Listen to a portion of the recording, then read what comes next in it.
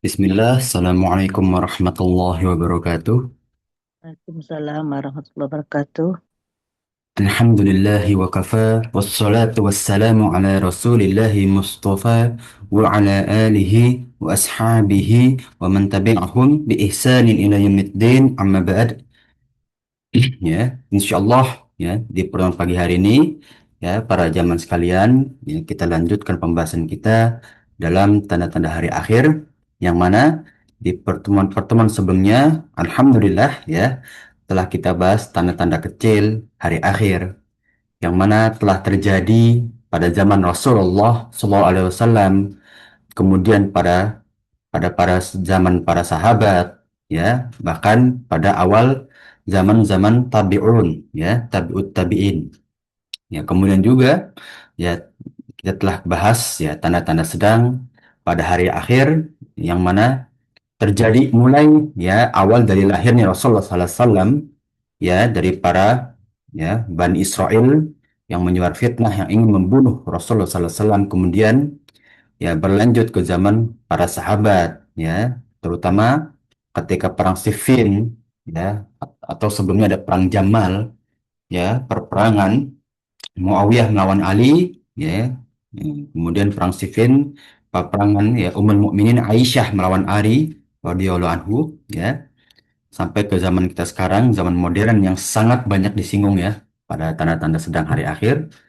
Ya, kemudian ya pada tanda-tanda hari akhir yang besar ya telah kita bahas ya tiga ya secara tuntas, alhamdulillah ya, tanda-tanda hari akhir yang besar dari awal lahirnya Imam Mahdi ya yang berkuasa sebagai pemimpin kaum muslimin sekitar 7 sampai 8 tahun ya, kemudian al-marhamatul kubro ya perperangan besar kaum muslimin melawan orang-orang kafir Romawi di Konstantinopel ya, yang ya berlangsung sekitar ya 6 sampai 7 tahun ya, kemudian ya munculnya Dajjal ya yang sebetulnya ya telah kita bahas bersama ya para jamaah sekalian ya, bahwasannya Dajjal itu sudah ada ya, bahkan dari sebelum zaman Nabi Muhammad itu sudah ada ya, namun ya Allah tangguhkan kemunculannya sampai nanti hari akhir. Dan ya di dalam hadis yang telah kita bahas juga bahwasanya Dajjal adalah fitnah terbesar bagi seluruh kaum manusia, terutama yang hidup pada zaman hari akhir nanti ya. Wa a'udzubillah min dzalik. Ya, semoga kita dan keluarga kita bersama serta keturunan kita terhindar dari fitnah Dajjal dan juga fitnah-fitnah yang ada di zaman sekarang. Amin ya rabbal alamin. Ya, dan ya telah kita bahas juga ya, tanda keempat yaitu ya, turunnya Nabi Isa dari langit kedua ya sebagai pemimpin kaum muslimin setelah Imam Mahdi untuk menghancurkan fitnah-fitnah yang ada baik dari Dajjal, Ya'juj Ma'juj, dan juga mengembalikan keimanan bagi orang-orang Nasrani yang masih memegang ya syariat Allah ya dari agama sebelumnya ya, atau kalau kita bisa lihat ya, kalau kita zaman sekarang pendeta ya tahunya ya, kalau zaman dahulu kan namanya rahib ya, sebagai pembimbing ya kaum Nasrani menuju syariat Allah yang hak ya, namun telah digantikan dengan syariat Islam ya, maka nanti itu salah satu tugasnya Nabi Isa alaihissalam ya. Kembali ya para jamaah sekalian, kita lanjut pembahasan kita masih di pembahasan tugas-tugas Nabi Isa ya sebagai utusan Allah nanti di hari akhir. Ya, perlu kita ketahui ya, para jamaah sekalian, kita sedikit murojaah bahwasannya Nabi Isa lahir turun nanti ya, pada saat akhir zaman bukan kembali membawa syariat Nasrani, bukan sebagai seorang nabi yang membawa syariat Nasrani pada zaman dahulu. Ya, tetapi beliau akan mengikuti syariat Nabi Muhammad ya, akan meneruskan dakwahnya Rasulullah Shallallahu Alaihi Wasallam sebagai salah satu hamba Allah ya. Namun beliau punya mukjizat, beliau punya keutamaan sebagai Rasul, namun tetap sebagai umatnya Nabi Muhammad nanti pada saat akhir zaman ya, berbeda dengan sebelumnya ya, yang saat beliau lahir diberikan mukjizat, diutus sebagai ya Rasulullah ya, sebagai utusan Allah ya. maka nanti di akhir zaman berbeda. Nabi Isa akan mengikuti syariat Nabi Muhammad, ya, selayaknya umatnya Rasulullah SAW nanti di akhir zaman. Ya, maka ketika Nabi Isa, ya, nanti turun ketika saat fajar atau sholat subuh, ya, maka tetap Nabi Isa mempersilahkan imam-imam pada masjid di Baitul Maqdis untuk mengimami sholat subuh, bukan Nabi Isa. Ya, karena tentu pada akhir zaman seluruhnya akan mengikuti Nabi Muhammad, maupun sudah tidak ada. Ya, seperti itulah Nabi Isa, mengembalikan yang hak. Ya, kemudian kita lanjut para jemaah sekalian. Kita lihat hadis selanjutnya dari sahabat Abu Hurairah radhiyallahu anhu. Ya, ia berkata bahwasanya Rasulullah SAW bersabda, "Walladzi nafsi biyadih." Ya, sesungguhnya yang jiwaku ada di tangannya. Nah, ini sumpah ya. Ya, salah satu sumpah yang kuat, yang mana bersumpah dengan jiwanya, bahwasanya Allah Subhanahu wa taala bersaksi, ya, itu ya, walladzi nafsi biyadih, yang mana jiwaku di tangannya, lau yusika lau yusikanna ayanzila fikum ibnu Maryam, ya, hampir-hampir anak lelaki, ya, dari, ya, Maryam, ya, akan turun di tengah kalian, ya, untuk apa?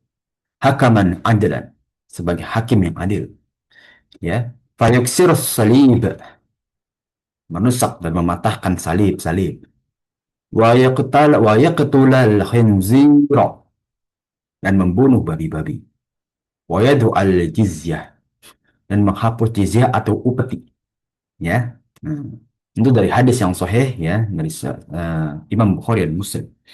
Kita bisa lihat di sini, ya, seperti tugas sebelumnya, ya, bahwasannya, ya, Nabi Isa alaihissalam memiliki tiga tugas penting, tiga tugas utama setelah membunuh Dajjal. Ya, tentu tugas utamanya adalah membunuh Dajjal.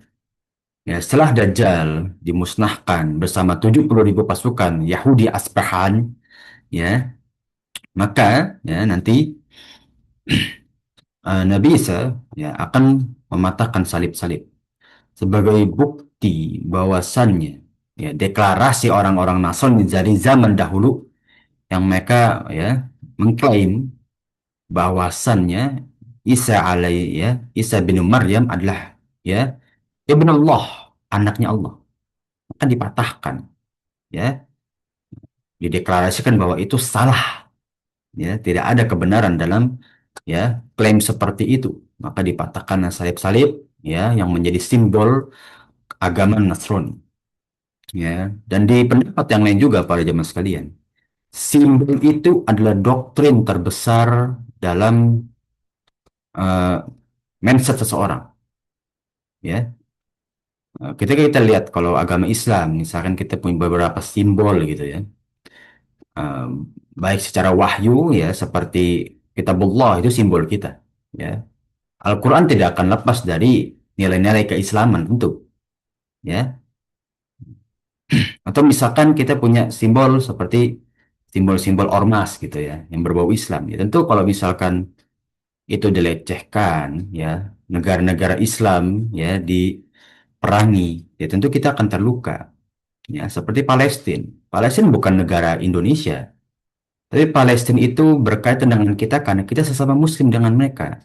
Maka Palestina ini menjadi simbol salah satu keislaman. Ya, salah satu menegakkan syariat-syariat keislaman. Ya, salah satu yang berisikan tentang nilai-nilai keislaman. Ya, dan kita membela hal tersebut karena kita tahu benar. Maka sebaliknya dengan Nasrani, untuk mereka simbol terbesar dari agama Nasrani adalah salib. Maka Nabi Isa alaihissalam mematahkan simbol-simbol ketuhanan tersebut, simbol-simbol agama Nasrani, dan membuktikan bahwa itu adalah agama yang batil, yang sudah tergantikan dengan syariat Islam. Ya, inilah salah satu hikmah dan tujuan bahwasanya Nabi Isa mematahkan salib. Yang kedua, membunuh babi. Ya, kita lihat para jemaah sekalian. Tidak semua sesuatu yang haram itu diwahyukan Allah dalam Al-Quran. Ya kan? Kita lihat, mohon maaf ya, daging anjing, ya, itu diharamkan di dalam hadis, ya. Kemudian beberapa makanan, ya, eh, yang spesifikasi, ya, bertaring, hewan buas, ya, hidup di dua alam, ya. Itu kan spesifikasi apa secara umum nih, sifat umum, bukan khusus spesifikasi suatu nama binatang. Namun, kalau hewan, mohon maaf, babi ini khusus, ya, khusus dalam Al-Quran. Nah, innama arharum alaikum maitata waddama walahmal khinzir, ya, dikhususkan oleh Allah Subhanahu wa taala pengharaman daging babi. Seluruhnya, kulitnya, dagingnya, darahnya, tulangnya, minyaknya diharamkan oleh Allah Subhanahu wa taala. Maka ini juga, ya, ini juga, ya, tugasnya Nabi Isa alaihissalam, bahwasannya mendukung syariat Islam, membenarkan bahwa babi ini hewan yang memang kalau secara pendalilan, secara nilai usul fikih, ini hewan yang paling diharamkan kekuatan, paling ditegaskan keharamannya. Ini babi, khinzir, ya.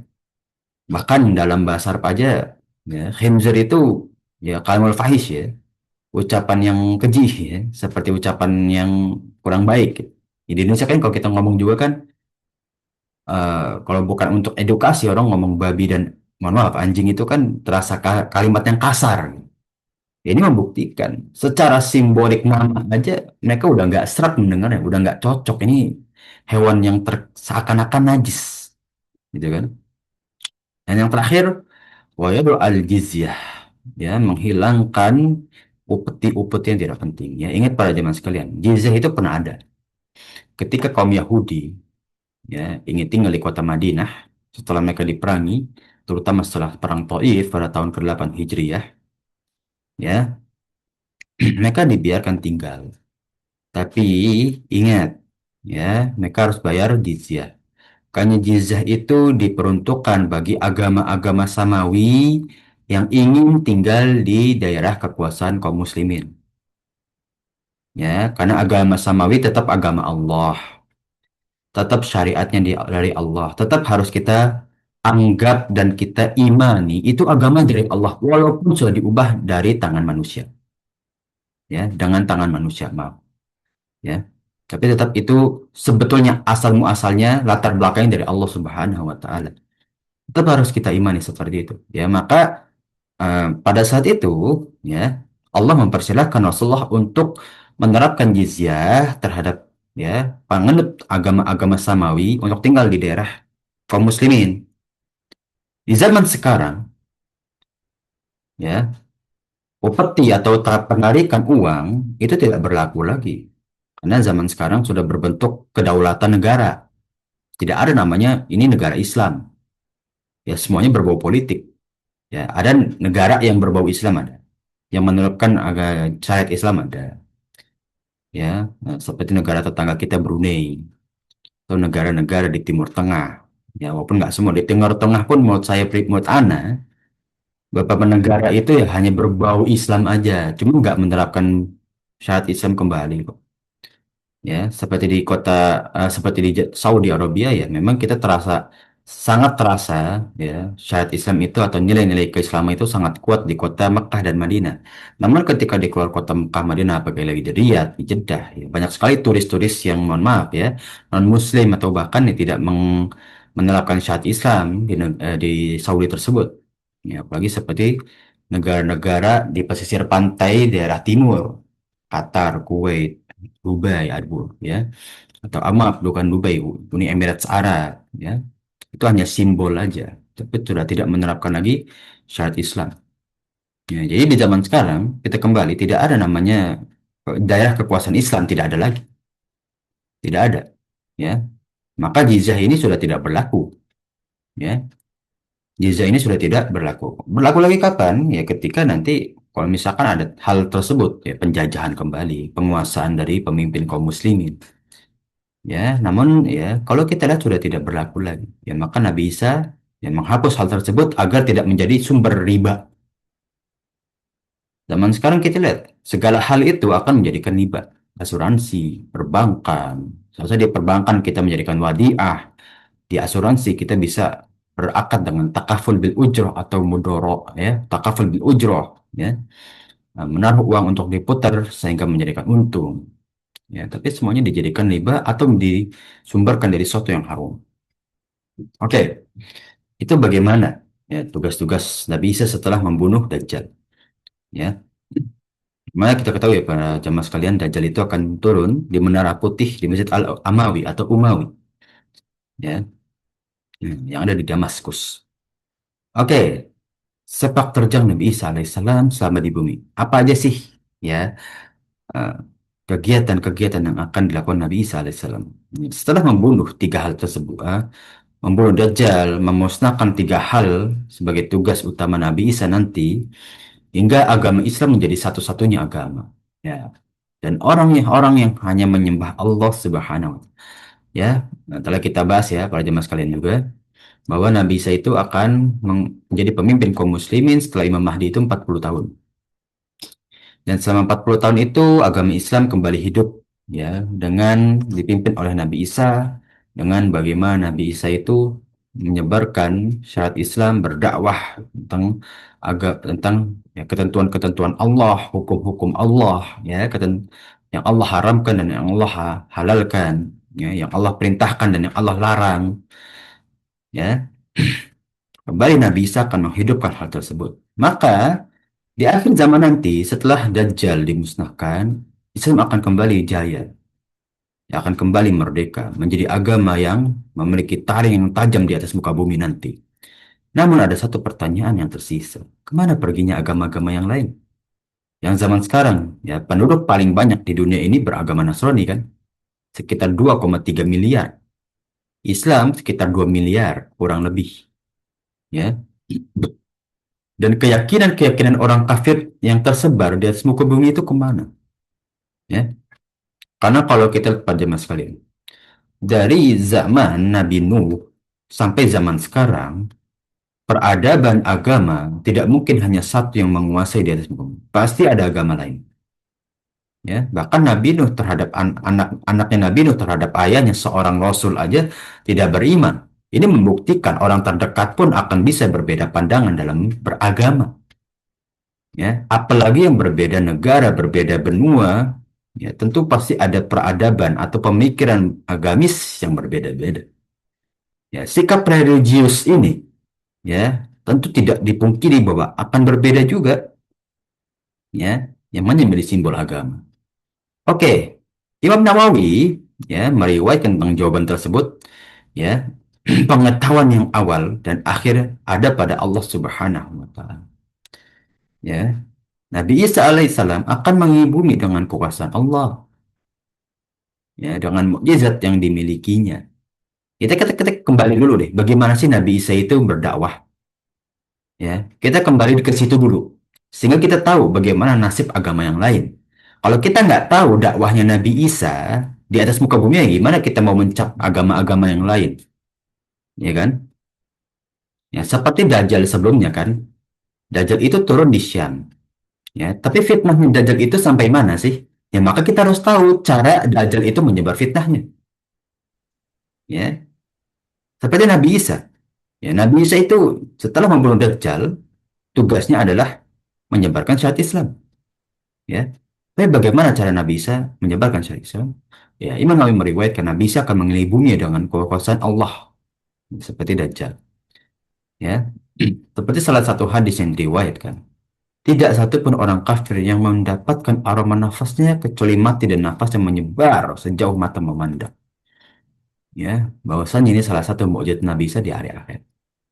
Ya, saat mengelilingi bumi, ya, ya, Nabi Isa, ya, yang dengan mengeluarkan aroma, ya, ketika orang kafir dengan keyakinan yang batil menghirup aroma tersebut, ya, maka akan langsung diwafatkan oleh Allah Subhanahu wa Ta'ala. Ya, kita lihat kembali para teman. Tidak cukup sampai sini. Kemudian kita tidak mengetahui peperangan, keguncangan, penenggelaman bumi dan badai yang akan terjadi di akhir zaman. 40 tahun itu, ya, berkali-kali lipat dari fitnah, penyebaran fitnahnya Dajjal. Dengan fitnahnya Dajjal aja yang 40 hari aja kisahnya sangat banyak, riwayatnya sangat banyak. Apalagi Nabi Isa yang 40 tahun di atas muka bumi. Dengan mukjizat yang diberikan Allah Subhanahu wa taala ini satu, dua, tiga, dan empat.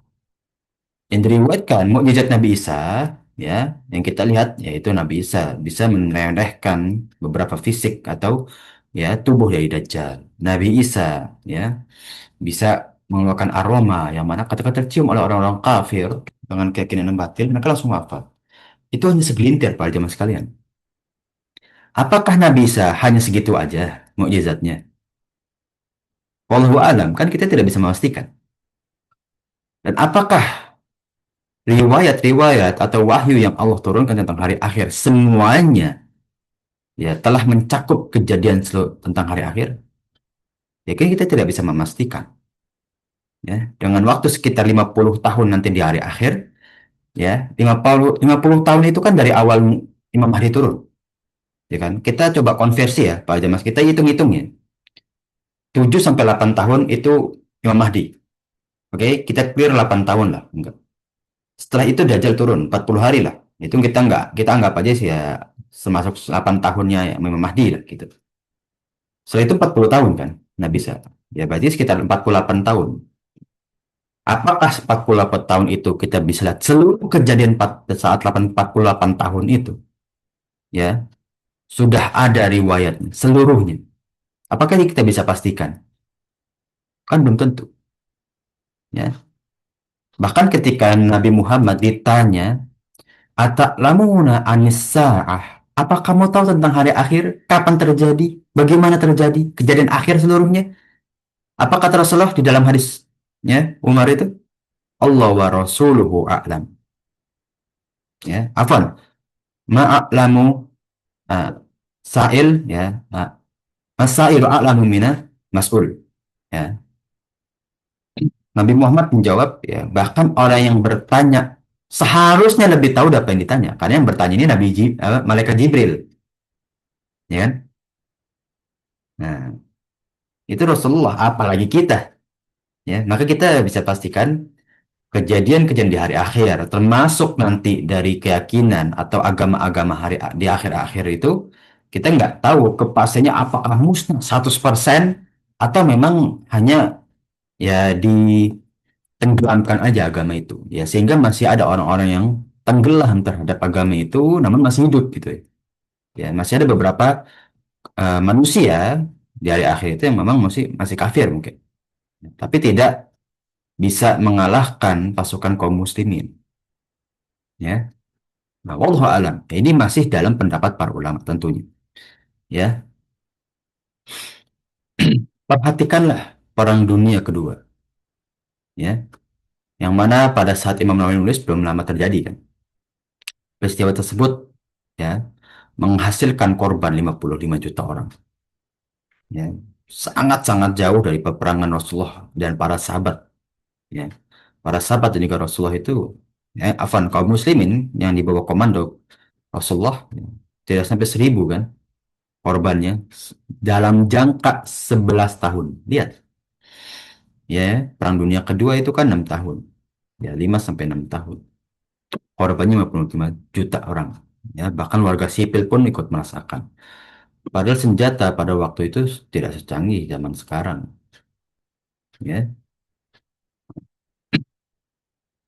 banyak pakar dan ilmuwan menyatakan bahwa di tengah kondisi Perang Dunia Ketiga yang membinasakan penduduk bumi tersisa pasti akan kembali menggunakan senjata pedang dan panah. Ya, ya ini secara ya ilmu duniawi ya, atau secara perkiraan para ilmuwan, kita akan kembali nanti berperang dengan pedang dan panah kembali. Ya, makanya ini mungkin terjadi pada saat Malhamatul Kubro. Perperangan akan kembali seperti zaman Rasulullah. Ya, menempah pedang, ya, membuat perisai, ya, menghunus, ya, panah-panah kembali dengan strategi zaman dahulu, yang membuat benteng, ya. Nah, ini mungkin akan kembali lagi seperti itu. Dan itu kan sebuah kejadian yang akan berproses ya, Pak Jamas kan tidak mungkin itu nggak berproses. Nggak mungkin tiba-tiba HP besok hilang semua. Nggak mungkin tiba-tiba besok semua device itu akan tidak punya jaringan. Nggak mungkin tiba-tiba besok file kita yang berbentuk digital semuanya hilang. Pasti akan berproses. Dan itu kan semua ilmu gaib, ya. Bahkan mungkin peradaban tersebut akan terjadi atau perubahan tersebut akan terjadi pada zaman Nabi Isa, ya. Ini membuktikan bahwa manusia itu dasarnya bodoh, gitu ya. Maka kita dengan kebodohan kita harus belajar gitu loh, ya. Dengan ilmu kita sangat-sangat pendek dan sangat-sangat sedikit ini tentang apa yang akan terjadi di dalam hari akhir tentunya. Patutnya kita belajar, kita menelaah, dan telaah kita yang kita pelajari jangan coba masuk kuping kiri keluar kuping kanan. Jadikan itu sebagai rasa ketakuan kita kepada Allah, ya. Jadikan bahwa itu introspeksi. Kita itu bodoh di hadapan Allah. Nggak punya satupun ilmu tentang hari akhir sebetulnya. Kalau Allah dan Rasulnya nggak mewahyukan, nggak meriwayatkan, kita tahu apa? Apa yang kita bisa imani dari saudara-saudara kita yang telah wafat? Kan nggak ada. Kita kubur udah, fisiknya udah bentuk tanah gitu kan. Ya, kita punya anak cucu, kita nggak bisa bekali apa-apa tentang hari akhir. Toh nggak ada riwayatnya kalau nggak diriwayatkan oleh Rasul dan juga diriwayatkan oleh Allah. Ya, itu bukti kebodohan kita. Ya, bahkan sampai sekarang banyak sekali ilmu-ilmu, ya, tentang saya nggak tahu ya, Anda nggak tahu tentang bagaimana tentang masa depan. Itu kan hanya prediksi, tidak ada kepastian. Yang pasti hanya ilmu yang Allah tentukan kan, Allah ayo kan. Ini bukti para jamaah sekalian. Islam itu agama rahmatan lil alamin, agama yang mencakup kasih sayang terhadap seluruh manusia dari awal sampai akhir, ya kan? Ya. Bahkan ilmunya aja jauh, ya, dari apa yang kita bisa prediksikan. Ya, kita lihat deh hadis kemarin yang kita baru bahas 2-3 pertemuan yang lalu tentang sahabat Tamim Ad-Dari yang mengarungi di lautan selama sebulan, terombang-ambing, ya, ya, terlantar di sebuah pulau atau terdampar di sebuah pulau yang menemui Al-Jasad dan Dajjal. Itu kan kalau kita secara akal seharusnya bisa kita temukan kan, tapi kok nggak bisa? Ya, tembok yang dibangun oleh Iskandar Zulkarnain, ya, salah satu, ya, ini masih perdebatan kan, apa Zulkarnain itu seorang nabi atau hanya seorang raja yang soleh, ya. Ya kita sebutlah dengan satu dari kita mengambil pendapat yang aman, ya. Beliau ada seorang raja yang soleh yang mengarungi dunia dengan membawa keimanan dan keadilan, ya. Membangun tembok yang begitu besar menghampit dua gunung yang di dalamnya ada desa. Lihat, desa itu kan berapa hektar tanah gitu. Masa nggak bisa ditemukan sih, ya? Itu membuktikan ilmu kita tuh nggak bakal bisa mengetahui hal-hal goib, ya. Maka para jemaah sekalian, ini menjadi bahan introspeksi kita, ya. Bahwasannya, ya, ketika kita mau menempuh ilmu, mau melakukan apapun, kita berinteraksi dengan orang, pertama yang kita tolong itu kita berdoa itu kepada Allah dulu. Minta tolong, minta ilmu yang berkah, minta penghasilan yang berkah buat anak cucu, buat keluarga. Karena kita nggak tahu keberkahan yang Allah berikan itu kayak apa gitu loh. Kita nggak tahu balasan dari Allah itu seperti apa, ya. Semua itu hal goib, ya. Wa yarzuquhu min haitsu la yahtasib kan.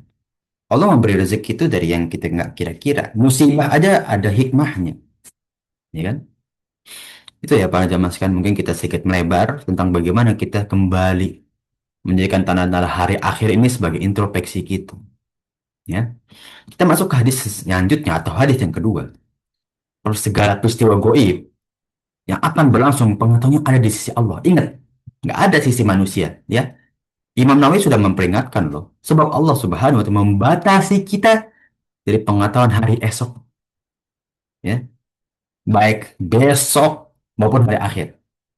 Anda tanya pada para jamaah sekalian, besok bisa nggak kita pastikan, mungkin yang udah punya anak, bisa nggak kita pastikan, mohon maaf ya, anak kita di sekolah akan rajin belajar? Kalau sebaliknya deh, bisa nggak kita pastikan besok anak kita di sekolah itu akan punya masalah, naudzubillah min dzalik? Bisa nggak kita pastikan? Bisa nggak mau kita atur sedemikian rupa tuh anak, besok kita pastikan bisa nggak? Ya, mau kita pasangin CCTV itu anak kemanapun pergi, ditaruh kamera, bisa kita live dari HP kita. Bisa nggak kita pastikan? Untuk hari besok, nggak ada. Umur aja nggak bisa kita pastikan, rezeki aja nggak bisa kita pastikan kok. Ya, nah, maka dalam firman Allah Subhanahu wa taala, "A'udzubillahi minasyaitonir rajim." Dalam surat Luqman ayat 34, "Innallaha indahu ilmu sa'at." Ya. Inna indahu innallaha indahu ilmu sa'ah, ya bahwasanya tidak ada seorang pun. Nah, itu penekanan, pengecualian, ya. Nah, inna tasniyah, inna untuk mengecualikan. Sesungguhnya hanya Allah yang mempunyai ilmu sa'ah tentang hari akhir. Wa yunazzilul ghaitha wa ya'lamu ma fil arham. Ya. Kemudian, ya, apa yang akan diusahakan besok, ya, apa yang akan dipikirkan untuk hari esok, tidak ada yang mengetahui, ya. Wa ma tadri nafsum madza taksibu goda. Itu dia. Nggak ada yang bisa mengetahui besok itu akan terjadi seperti apa, ya. Wa ma tadri nafsum bi ayyi ardin tamut, ya. Dimanapun kalian berada, kalian nggak bisa pastikan di mana kalian akan meninggal, ya. Contoh paling real deh. Kita semua tahu Panglima, ya, yang kita sangat-sangat banggakan, ya, bahkan orang non-Muslim pun sudah, ya, menganggap sebagai salah satu panglima perang yang sangat-sangat fantastis dan spektakuler, yaitu Khalid bin Walid. Beliau berkeinginan untuk wafat di medan perang, wafat di atas ranjang dengan 84 bekas tebasan. 84 bekas tebasan tidak bisa menghalangi takdir Allah, ya. Mau ditebas berapa puluh kali, kalau Allah takdirkan di atas ranjang, meninggal di atas ranjang, ya. Wa ma tadri nafsum bi ayyi ardin tamut. Nggak ada satu orang pun yang tahu kapan dan di mana dia wafat. Ya, makanya dalam hadis dari singgung lagi kan Pak Jamasan, innal a'malu bil khawatim. Segala amal itu dari penutupnya. Kita berharap tutupan kita, akhir hayat kita ditutup dengan husnul khotimah. Perbanyak doa para jamaah sekalian. Ya, telah anak ulang kembali, sering-sering anak ulang. Mungkin para jamaah sudah bosan juga anak mendengar anak menasihati, ya. Ya muqallibal qulub, doa itu. Tsabbit qalbi ala dinik. Wahai zat yang bisa merubah-rubah hati, tetapkan hati ini terhadap agamamu. Wahai musarrifal qulub, yang bisa memindah-mindahkan keyakinan, sorif qalbi ala taatik. Tetapkanlah, pindahkan hanya di agamamu, ketaatanmu aja. Itu sampai kita akhir akhir ayat kita doakan para jemaah sekalian. Ya. Innallaha alimun khabir. Allah itu lagi maha mengetahui, lagi dan juga lagi maha, ya, mengetahui kabar-kabar yang gaib, ya. Kita hanya akan mengetahui peristiwa yang akan terjadi 100-200 tahun ke depan. Beberapa aja kita tahu. Dan itu semua kan karena ilmu pengetahuan, dan itu bantuan dari manusia yang lain, namun kita sendiri tahu. Bila Allah Subhanahu wa taala dan Rasulnya telah mengabarkan kepada kita sebagaimana Allah dan Rasulnya mengabarkan berbagai kejadian gaib, ya, seperti tanda-tanda hari akhir, ya. Setelah mungkin beberapa pajangnya udah hafal, Al-Zalzalah, ya, Al-Qari'ah, ya. Kemudian apa lagi? Ya, surat-surat tentang hari akhir, ya, Al-Ma'arij, ya, ya, Al-Qiyamah, ya, tentang ayat atau surat tentang tanda hari akhir itu kita hafal. Itu setelah, jangan sampai kita hafal doang, ya, kita bila maknanya. Ya, al-zalzalah artinya aja sudah, ya, kegoncangan. Ya, itu akan terjadi. Ya. Hal ini agar manusia bersiap-siap untuk menghadapinya dan agar kita tidak ragu dan mendustakan. Ya. Tujuan kita ngapal surat itu apa sih para jemaah sekalian? Ya, kalau kita tanya gitu, ya. Tujuan kita baca Quran, tujuan kita menghafal surat, tujuan kita, ya kalau belajar agama kan kita udah disaring ya oleh para asatidzah kita ya. Tapi kalau kita baca Quran, hafal Quran itu tujuannya apa para jemaah sekalian? Oh, biar dapat keutamaan nanti orang tuanya buat mahkota emas di akhirat. Ya, itu betul salah satu tujuannya. Ya, tapi kan kita membaca sesuatu kan ada maknanya dong. Maknanya dipraktekkan nggak? Ya, diamalkan nggak setelah kita tahu maknanya? Ya, seharusnya itu yang jadi muhasabah kita. Baca nih ayat, ya, hafal tuh surat. Cobalah tafsirannya. Janganlah terjemah doang para jemaah sekalian. Ingat terjemah bukan tafsiran, ya. Nah, makanya salah satu sifat mujtahidin, ya, orang-orang yang berijtihad atau yang bisa berfatwa adalah mengerti balaghah dan bahasa Arab. Ya, bahasa Arab aja nggak cukup, harus bisa mengerti balaghah. Ya, agar menafsirkan. Ya. Nah, itulah bagaimana kita menjadi tamparan bagi diri kita ya. Berapa surat kita hafal? Udah berpuluh-puluh kali, berapa kali ya? Udah berapa kali kita menghatamkan Al-Quran? Tapi ada nggak yang nempel di hati kita? Ada nggak yang kita ayat-ayat yang kita baca dan kita hafal itu kita amalkan menjadi bahan kita mentadaburi Al-Quran? Ada nggak? Ada Ustaz, berapa banyak? Ya, kita bukannya suzon ya Pak Jalan, tapi itu menjadi tamparan bagi diri kita. Ya, kalau misalkan ya kita amalkan seberapa sering sih dari kehidupan kita? Seorang ayah diberikan kewajiban ya dalam Al-Quran untuk menafkahi keluarga. Coba ketika seorang ayah menafkahi keluarga, ingat ayat tersebut. Ya, agar menjadi ibadah. Ya, seorang ibu bertanggung jawab atas anak-anak. Ya. Itu semua kan dari wahyu Allah. Kalau kita tadabbur di dalam Al-Quran, hadis, dari ibadah kan para jemaah sekalian. Ya, dan itu menjadi kebiasaan baik bagi kita dan juga keluarga. Segala sesuatu coba kita dasarkan dengan agama. Walaupun hal dunia. Gak apa-apa kita urusan dunia. Tapi kita mencari keridhaan Allah dong. Ya. Kalau kita bedakan urusan dunia dan akhirat, ya, yang mana urusan dunia yang nggak perlu kita dasari dengan agama, seharusnya tidak ada keharaman riba, ya kan? Tidak ada. Allah haramkan ya, al-bayu akhi ala akhihi, menyelak akad, nggak ada.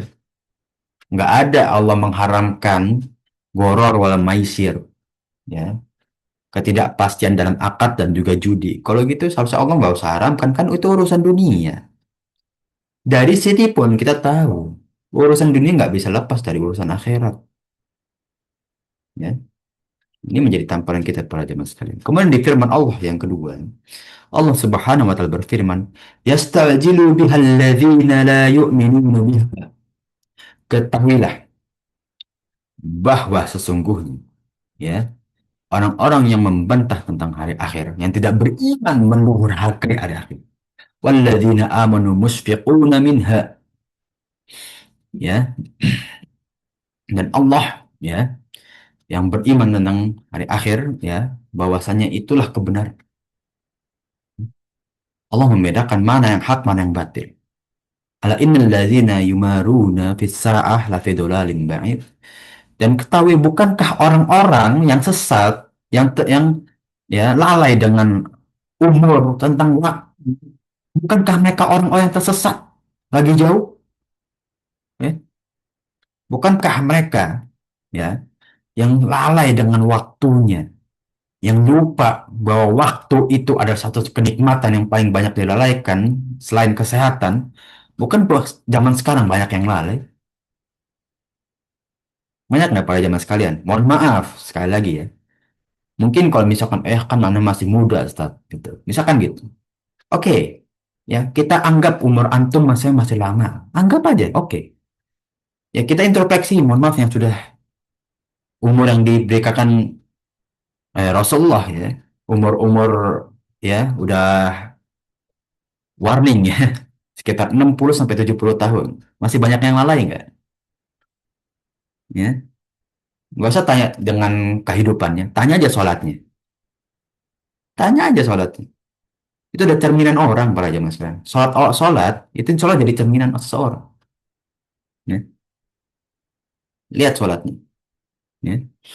Allah Subhanahu wa Ta'ala dengan kehendaknya menganugerahkan aroma khusus dari nafas Nabi Isa alaihissalam.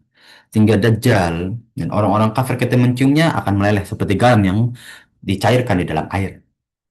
Ya, Nabi Isa alaihissalam akan menghabisi orang-orang kafir yang tidak beriman kepadanya dan tidak ridho kepada Allah sebagai Rabb dan Islam sebagai agama. Ini seperti dakwah Nabi Isa. Nabi Muhammad SAW. Ya, tapi Nabi Isa di sini dengan ya, langsung dengan ya hukuman ya. Terkait hal ini Allah Subhanahu wa taala telah menerangkan dalam kitabnya bahwa sebagian dari ahlu kitab akan beriman kepada Nabi Isa dan juga kepada Allah Subhanahu wa taala beserta Rasulullah sallallahu alaihi wasallam sebelum kematian. Ya. Allah Subhanahu wa taala berfirman dalam surat An-Nisa ayat 159, wa im min ahlil kitab illa la yu'minunna bihi qabla mautih. Ya, seluruh ahlul kitab akan beriman kepada Nabi Isa alaihissalam sebelum kematiannya. Wa yaumal qiyamati yakunu alaihim syahida. Dan ya, hari akhir menjadi saksi ya atas keimanan mereka. Ya. Bahwa kita ketahui para jemaah sekalian, ahlul kitab di sini nggak semuanya Nasrani. Ya, karena ahlul kitab di sini yang masih beragama murni ya, para jemaah sekalian ya. Kalau nggak murni, ya sudah nggak termasuk ahlul kitab. Ya, ini menurut pendapat Anda ya, para jemaah sekalian. Kalau mereka sudah mengatasnamakan Anda Nasrani misalnya, tapi Anda nggak percaya Tuhan Allah, Anda tetap percaya Nabi Isa itu anaknya Allah. Nggak termasuk dari singgungan ayat ini. Ini hanya orang-orang ahli kitab yang memegang keimanan sesuai dengan kitab-kitab samawi sebelumnya. Bukan sebagai agama-agama simbolik aja. Nasrani, Yahudi. Ya, maka pada saat itulah Allah akan menunjukkan kehendaknya. Allah akan menghidupkan kembali generasi yang hak ya semuka bumi nanti. Ya, dimakmurkan kembali setelah paceklik 3 tahun pada zaman pada zaman Imam Mahdi. Ya, ya selama 40 tahun kepemimpinan ini tidak ada yang dapat mengusik kejernihan. Ya, nikmat ya semoga bumi kecuali nanti kemunculan ya Ma'juj. Ya, nanti kita bahas. Ya'juj Ma'juj itu kalau Dajjal itu fitnah, kalau Ya'juj Ma'juj itu merusak. Ya, kita lihat nih para jamaah sekalian di surat Al-Kahfi di ya ayat-ayat akhir itu. Ya, suatu kaum yang eh, mengeluh ya ada kabilah yang kerjanya merusak tanaman, perkebunan, ya makan dengan rakus tidak dirasa kenyang. Ya'juj Ma'juj. Bahkan dalam kitab-kitab Samawi, walaupun dilahirkan secara berbeda ya bagi mereka, ya, karena Ya'juj Ma'juj ini keturunan Nabi Nuh bagi mereka ya. Nanti kita bahas ya. Ya. Ya'juj Ma'juj ini ya rakusnya itu enggak habis pikir gitu. Maka ya Raja Zulkarnain ya dengan kuasa Allah yang membuat tembok dari timah panas agar menjadi licin tembok tersebut ya untuk mengkurung dua kabilah yang rusak ini ya.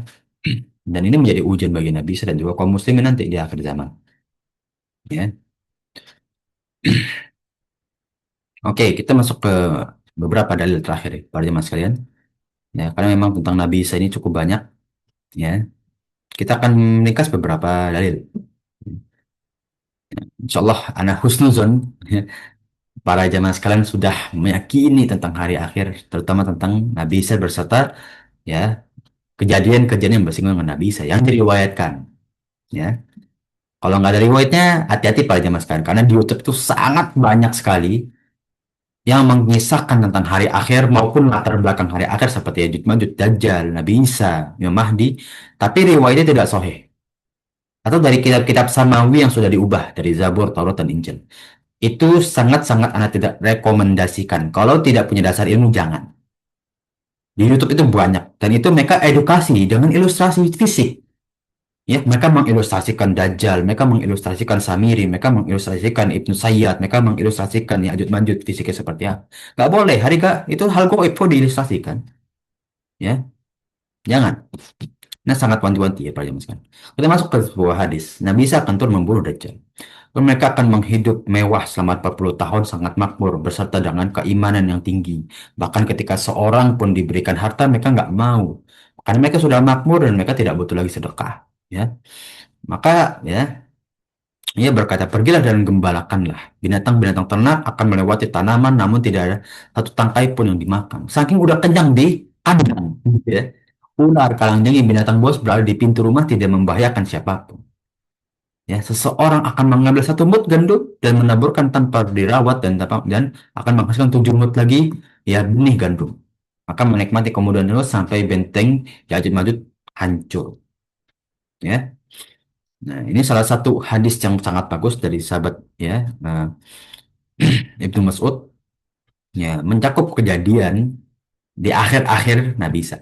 Ya, nah, ini yang panjang ya, nah, tidak akan ambil karena menurut Anda hadis yang pertama sudah bagus sekali. Ya. Nah, pada zaman ini ya, Nabi Isa, Ya'juj Ma'juj akan keluar. Dan Ya'juj Ma'juj ya, merupakan fitnah yang paling besar juga di atas muka bumi. Ya, dengan fitnah yang merusak ya.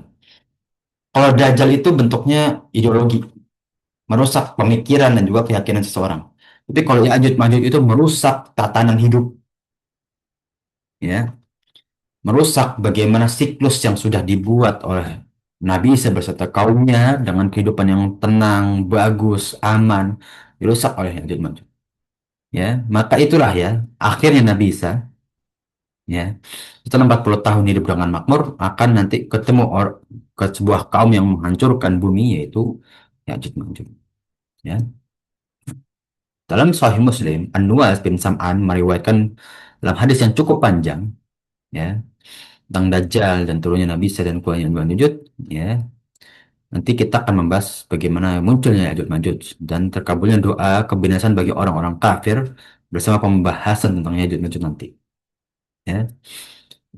Dan kemungkinan Ya'juj Ma'juj ini adalah pembahasan terakhir dalam tanda-tanda akhir yang besar di peristiwa ya, peristiwa yang cukup besar lah. Karena peristiwa ini adalah salah satu tanda hari akhir yang besar dan akan dibahas langsung setelah pembahasan ini. Ya, setelah Nabi Isa akan kita bahas Ya'juj Ma'juj karena ya bersinggungan. Ya. Nah inilah bagaimana kita para jemaah sekalian ya nanti pembahasan kita setelahnya tentang Ya'juj Ma'juj ya. Ini tentang kita bahas hari akhir itu ada masa-masa keimanan seseorang itu sudah tidak dianggap ya. Tidak bisa lagi mereka bersyahadat. Tidak bisa lagi mereka berpindah keimanan. Ya, karena itu sudah sangkakala sudah ditiupkan kan. Maka pemusnahan bumi ya sudah mulai saat sangkakala itu ditiupkan. Ya. Kita akan bahas sedikit lagi para jemaah sekalian. Nabi Isa alaihissalam dalam penerapan syariat Islam. Ya, fitnah yang besar yang ditemui Nabi Isa adalah Dajjal dan juga Ya'juj Ma'juj. Ya. Setelah tugas itu selesai, prinsip Islam itu akan dihidupkan dan tidak menerima lagi jizyah dari Yahudi dan Nasrani. Ya, kalau kita bahas ya, jizyah itu seperti yang di awal pertemuan, ya, mengambil upeti dari agama-agama Sami di daerah kekuasaan kaum muslimin. Ya, nah, akhirnya mereka nggak punya pilihan selain harus masuk Islam. Ya, karena kalau kalian keluar silahkan, paling dibunuh Nabi Isa gitu kan. Nah, karena udah nggak ada jizyah, nggak ada uang upeti untuk keamanan agama-agama Samawi. Ya, ya, jizyah menjadi salah satu tolak balik orang-orang kafir baina masuk muslim atau diangkat nyawanya ke hadapan Allah. Udah gitu aja. Gitu ya. Mau nggak masuk Islam? Kalau kita perangin nih, nah gitu. Ya, itu bagaimana? Ya, ini titik balik nih, bagus ya. Menurut Ana nih pemaksaan yang bagus ya. Pemaksaan yang bagus ya. Mau nggak masuk Islam? Mau nggak kita perangin? Ya kan? Kayak kita didik anak juga ya. Mau nggak belajar? Kalau nggak, jangan kita kasih hobinya misalkan harus belajar dulu. Ya. Itu yang terjadi pada nanti orang-orang kafir. Itu dakwahnya Nabi Isa. Ya sedikit memaksa memangnya.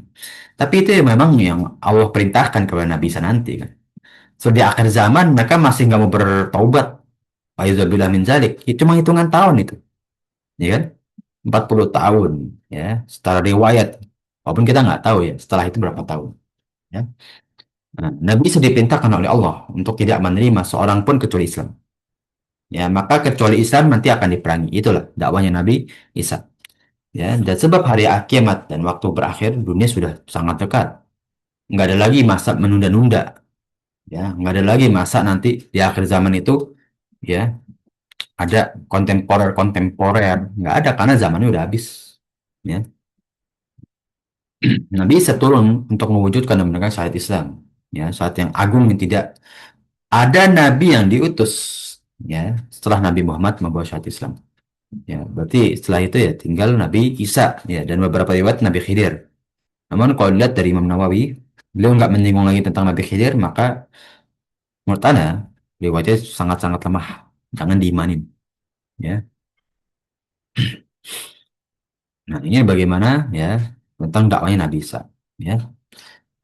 Mengembalikan orang-orang Nasrani atau Ahlul Kitab ke dalam agama yang hak, yaitu Islam. Ya. Jangan mematahkan salib, membunuh babi. Itu membuktikan bahwa dua hal itu memang Allah haramkan, Allah berikan itu sesuatu yang najis. Jangan didekati. Setelah itu, ya, jizyah diangkat. Nggak boleh ada jizyah. Maka gimana orang-orang Nasrani dan Yahudi yang ingin tinggal di muka bumi dan beserta orang-orang kafir nanti? Ya, baina antara mereka mau masuk Islam atau kita perangi. Itu aja kata Nabi Isa. Dan pada saat itu, Nabi Isa kan sudah sudah punya pasukan yang kuat. 70.000 asbahan dari orang-orang Yahudi pun takluk di atas peperangan kaum muslimin nanti. Dajjal yang mereka agung-agungkan, yang mereka imani sebagai Tuhan, sudah diluluh lantahkan. Mereka melihat di depan mata, ya, yang dulu mereka anggap Tuhan, Dajjal itu menjadi manusia yang sangat-sangat keji, sangat-sangat menjijikkan di depan Nabi Isa. Ya. Terus mereka mau bagaimana? Maka tidak ada pilihan selain mereka masuk Islam. Ya.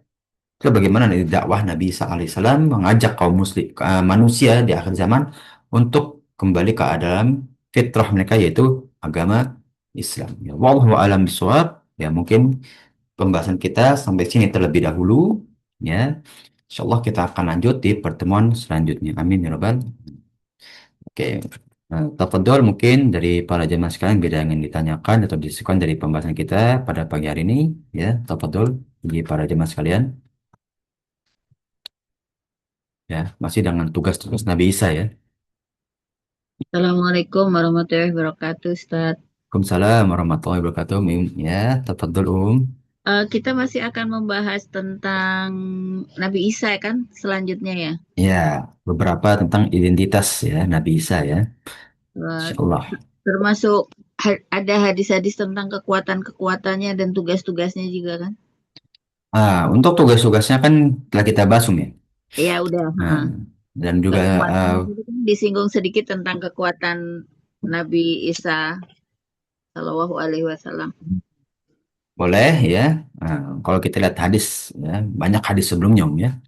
Ya Hadis-hadis baik. tentang Nabi Isa itu hadis ya tentang kekuatan dan mujizat Nabi Isa yang pertama tentu ya saat kita lihat dalam hadis Ibnu Umar ya bahwasannya ya nanti pertama kali kekuatan Nabi Isa ketika turun ya yang beliau itu dipapah dua malaikat ya di Menara Putih Masjid Umawi atau Amawi ya yang ada di Damaskus ya mujizat pertama itu ya ketika Dajjal melihat ya Nabi Isa ya langsung meleleh kan walaupun tidak seluruh fisiknya beberapa dari fisiknya meleleh salah satunya yang kedua ya mengeluarkan aroma yang kuat sejauh mata memandang untuk memusnahkan orang-orang kafir ya nah dan beberapa mukjizat lain wallahu alam ya tadi disinggung oleh Imam Nawawi ya beliau itu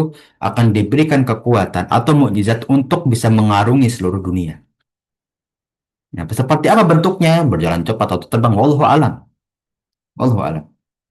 ya dan juga mukjizat yang lain kita wallahu alam ya. Karena gini bedanya mukjizat Nabi Isa di akhir zaman sama mukjizat Nabi Muhammad sudah lahir, bahkan sudah wafat. Jadi para sahabat bisa meriwayatkan, oh dulu Rasulullah tuh ketika jalan, ya batu dan juga tumbuhan itu menunduk. Ya, ketika jalan di atas selalu ada awan yang menutupi Nabi Muhammad, melindungi Nabi Muhammad. Ya, Nabi Muhammad ketika uh, salah satu sahabat atau sahabat Ali ya, seingatannya, ketika perang ya, perang Mu'tah, matanya tertusuk dan buta bisa menyembuhkan lagi. Itu kan kejadian yang sudah terjadi, maka para sahabat bisa meriwayatkan.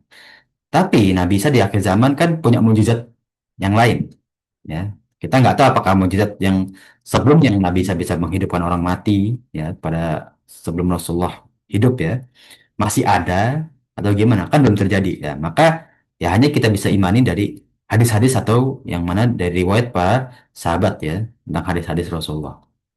Nah itu tentang mukjizat Nabi Isa ya, jadi mentok dari riwayat para sahabat, hadis-hadis Rasulullah. Ya kemudian ya tugas-tugas beliau kalau kita runtunkan, pertama ya tentu membunuh Dajjal berserta 70.000 Yahudi Asbahan. Itu dulu pertama, karena itu yang terjadi di depan Baitul Maqdis setelah sholat subuh ya. Kaum muslimin di Baitul Maqdis melawan 70.000 Yahudi Asbahan yang dipimpin oleh Dajjal ya. Maka disitulah ya tugas utama Nabi Isa membunuh Dajjal ya. Kemudian 70.000 Yahudi Asbahan mengumpat di seluruh tempat ya, tapi di ya kaum muslim bisa melihat tempat-tempat atau barang-barang tersebut berbicara, di belakangku ada orang-orang Yahudi Asbahan. Itu yang pertama. Yang kedua, ya, tugas beliau adalah mematahkan salib. Ini dulu. Kenapa? Sebelum babi, salib dulu. Karena salib ini menjadi simbolik utama Nasrani. Sehingga orang-orang Nasrani melihat bahwa Nabi Isa mematahkan salib, bisa beriman. Ya, bisa membantah bahwa ini yang dulu kamu sembah aja, yang dulu disembah aja sekarang mematahkan salib. Apa? Artinya batil nih agama. Padahal nih orang yang disembah. Dia sendiri pun membatilkan nih agama.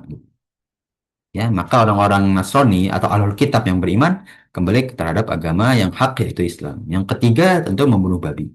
Saking najisnya di binatang gitu kasarnya ya. Ya, bahkan babi pun dibunuh bukan untuk dimakan, ya. Dibunuh karena itu salah satu hewan yang paling najis secara usul fikih. Ya, pengharaman paling kuat itu di hewan babi. Ya. Nah, kemudian yang keempat yaitu adalah ya, bisa kita tadi di akhir hadis ya, ada di atas bahwasannya ya Nabi Isa alaihissalam itu menghapus jizyah atau upeti. Dan upeti ini kita nggak tahu ya, Pak ya, tadi yang Bu Titi ya yang bertanya tadi, di akhir zaman itu upeti itu kayak gimana sih? Apakah kayak pajak kita zaman sekarang ya, atau kayak gimana ya? Atau upeti pada zaman Rasulullah, wallahu alam ya. Yang penting Nabi Isa itu akan menghapus seluruh ya bentuk tarikan dana secara umum ya yang tidak ada dasar dalam Islam ya, itu akan dimusnahkan ya. Namun kita lihat tadi ada riwayat dari Imam Nawawi bahwasanya upeti itu dihanguskan agar orang-orang dari ahlul kitab tidak bisa lagi tinggal di daerah kekuasaan kaum muslimin, sehingga mereka hanya punya pilihan masuk Islam atau berperang melawan kaum muslimin. Itu aja. Itu tugas keempat. Yang terakhir yaitu membunuh Ya'juj Ma'juj atau memusnahkan Ya'juj Ma'juj. Di mana? Nanti ada di salah satu benteng yang mana Ya'juj Ma'juj itu akan musnah. Ya, bagaimana cara musnahnya kita yang akan bahas. Apa tugas Nabi yang selanjutnya? Wallahu alam, nanti kita lihat, dan apa tugas-tugas yang lainnya kita nggak tahu karena itu tidak ada riwayat-riwayatnya lagi. Kita hanya beriman itu sesuai dengan riwayat yang dari hadis yang diriwayatkan oleh Rasulullah SAW. Wallahu alam bissawab. Itu ya, ya mukjizat dan juga tugasnya Nabi Isa alaihissalam. Jazakallah khairan, Ustaz. Afwan wa yakium ya, insyaallah itu jawaban yang mungkin eh, ringkas ya, walaupun banyak kekurangan dan juga ya ilmunya hanya segini ya. Apalagi ilmu yang gaib itu hanya di sisi Allah Subhanahu wa taala. Ya, mungkin dari para jemaah sekalian yang ingin menanyakan atau mendiskusikan, tafadhol ya. Dan insya Allah sudah cukup ya pembahasan kita pada pagi hari ini ya. Bila sudah cukup, insya Allah ya kita akhiri ya para jemaah sekalian pembahasan kita pada pagi hari ini, yang mana insya Allah ilmu yang kita tempuh menjadi amal jariah kita di sisi Allah Subhanahu wa taala dan menjadi pemberat amal soleh kita di hari akhir. Amin ya rabbal alamin. Ya, dan insya Allah kita bisa bertemu dengan umat Rasulullah SAW beserta keluarga kita. Dengan kalian dosa-dosa kita telah diampuni, amal soleh kita dilipat gandakan, dan menuju pintu surga dengan derajat yang setinggi-tingginya. Amin ya Rabbal alamin. Amin, ya rabbal alamin. Ya, nah, jazakumullah khairan para jamaah sekalian, barakallahu fikum ya. Anastafi, ana minta maaf bila kekurangan atau kekeliruan dan juga ucapan yang kurang berkenan di sisi para jemaah sekalian. Sekali lagi ana minta maaf sebesar-besarnya. Nah, tatim, ya kita tutup dengan doa kafaratul majlis. Subhanakallahumma wa bihamdika asyhadu an la ilaha illa anta astaghfiruka wa atubu ilaik.